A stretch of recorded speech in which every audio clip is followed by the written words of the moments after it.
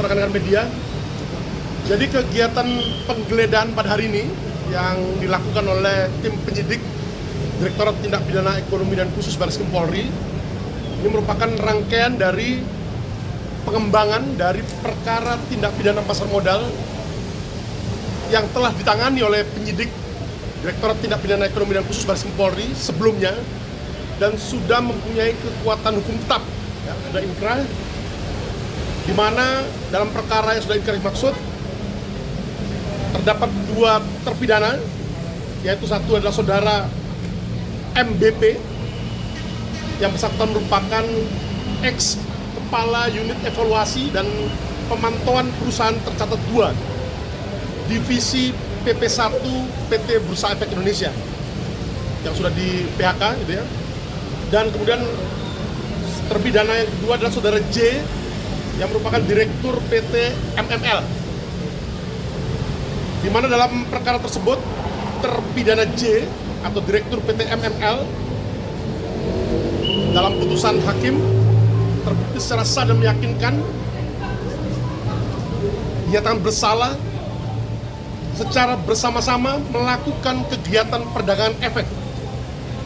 yang secara langsung atau tidak langsung membuat pernyataan tidak benar mengenai fakta material agar pernyataan yang dibuat menyesatkan mengenai keadaan yang terjadi pada saat pernyataan itu dibuat dengan maksud untuk menguntungkan diri sendiri dengan tujuan mempengaruhi pihak lain untuk membeli efek, jadi mempengaruhi retail dengan modus PT MML ini menggunakan jasa advisory PT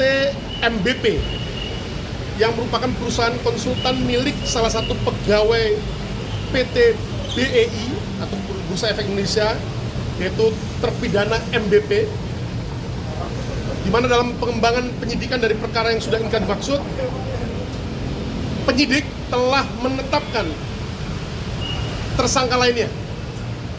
dalam perkara dimaksud, yaitu saudara BH.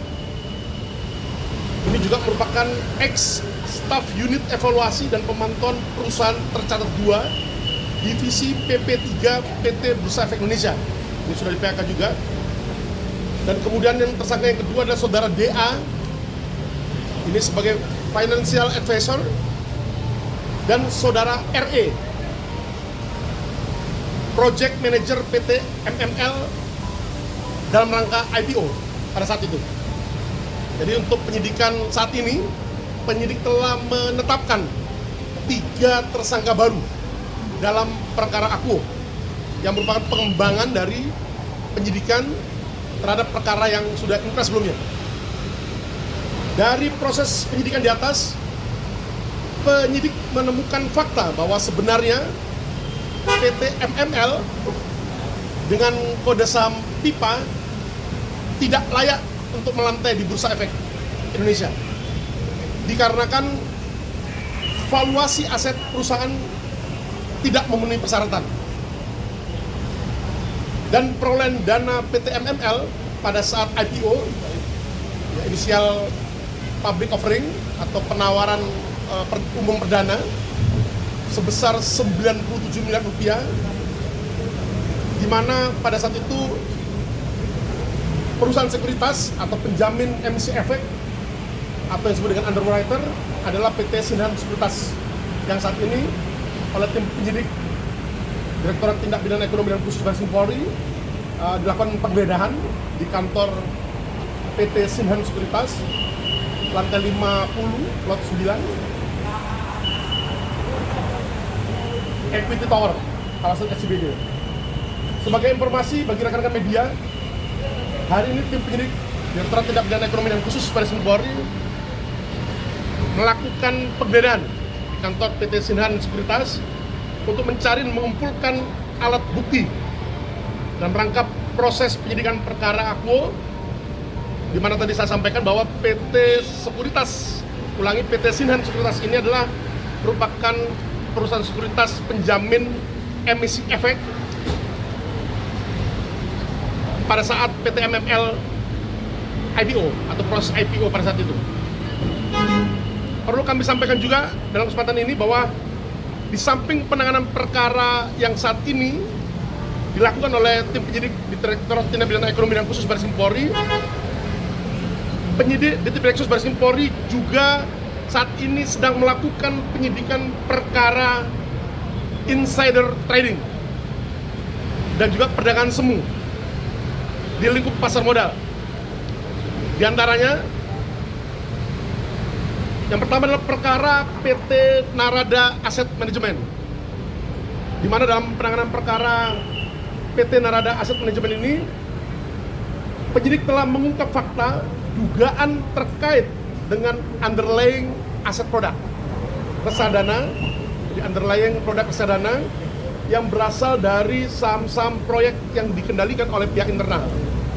melalui jaringan afiliasi maupun nomine. Pola transaksi ini juga dirancang untuk menciptakan gambaran semu terhadap harga saham, sehingga harga yang terbentuk di pasar tidak mencerminkan nilai fundamentalnya atau nilai fundamental yang sebenarnya. Dari ahli pasar modal menyatakan bahwa rangkaian transaksi antar pihak yang memiliki keterkaitan tersebut berpotensi mempengaruhi harga efek dan menyesatkan investor yang menggunakan harga pasar sebagai acuan dalam mengambil keputusan investasi. Temuan ini atau fakta ini mengarah pada indikasi praktek manipulasi pasar yang dapat menimbulkan artificial demand. Jadi demand yang semu seperti ditekankan, distorsi harga serta persepsi kinerja portofolio yang tidak real. Dalam proses penyidikan perkara PT Narada Asset Management ini, penyidik telah melakukan upaya penyidikan sebagai berikut. Telah melakukan pemeriksaan terhadap 70 orang saksi, juga telah memeriksa ahli pasar modal, dan menetapkan 2 orang tersangka dalam perkara APO, masing-masing atas nama tersangka MAW yang merupakan komisaris utama PT Narada Asset Management, dan juga DV yang merupakan direktur utama PT Narada Adhikara Indonesia. Penyidik juga telah melakukan pemblokiran dan penyitaan terhadap sub rekening efek dengan total nilai kurang lebih 207 miliar rupiah. Ini adalah merupakan nilai efek per Oktober 2025. Selain perkara PT Narada Asset Management, ini merupakan manajer investasi, ya, penyidik Direktorat Tindak Pidana Ekonomi dan Khusus Baris Krim Polri juga saat ini telah melakukan penyidikan terhadap perkara PT Mina Padi Asset Management, di mana dalam penanganan perkara PT Mina Padi Asset Management ini, berdasarkan fakta penyidikan yang didapatkan oleh penyidik di Direktorat Baris Krim Polri selama penyidikan yang dilakukan, didapatkan fakta bahwa saham yang ditransaksikan oleh pihak Mina Padi Asset Management untuk dijadikan underlying aset pada produk reksadana berasal dari pasar nego dan pasar reguler menggunakan rekening akun milik reksadana dengan lawan transaksi antara lain saudara ESO, di mana saudara ESO ini merupakan pemegang saham di PT Mina Padi Asset Management, juga pemegang saham di PT Mina Padi Investama dan PT Sanur Hasta Mitra, dan saudara ESI ini juga merupakan adik dari ESO. Berikut perusahaan PT afiliasi, perusahaan afiliasi yaitu PT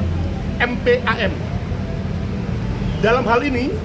saudara ESO dan kawan-kawan menggunakan sarana manajer investasi miliknya, yaitu PT MPAM, untuk mengambil keuntungan dengan cara melakukan pembelian saham milik afiliasi saudara ESO atau PT MPAM yang berada pada produk reksadana PT MPAM dengan harga yang murah, yang selanjutnya dijual kembali kepada reksadana PT MPAM, jadi kembali lagi lainnya dengan harga yang cukup tinggi. Dalam penanganan perkara PT Mina Padi Aset Manajemen ini, penyidik telah melakukan upaya-upaya penyidikan, diantaranya telah melakukan pemeriksaan terhadap 44 orang saksi, telah melakukan pemeriksaan terhadap 1 orang ahli pidana, juga melakukan pemeriksaan terhadap ahli pasar modal. Dan dalam perkara akuo, penyidik juga telah menetapkan tersangka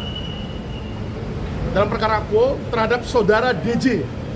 Direktur Utama PT MPAM. Yang kedua, saudara ESO, pemegang saham di PT Mina Padi Aset Manajemen,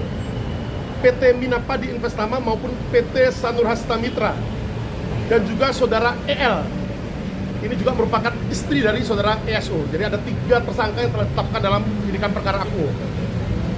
Dan juga telah melakukan pemblokiran terhadap 14 sub rekening efek milik PT MPAM dan afiliasinya. Di antaranya dari 14 sub rekening efek yang dilakukan pemblokiran, 6 sub rekening efek tersebut merupakan milik reksadana dengan jumlah aset saham kurang lebih sebesar 467 miliar rupiah. Ini merupakan harga efek per 15 Desember 2025.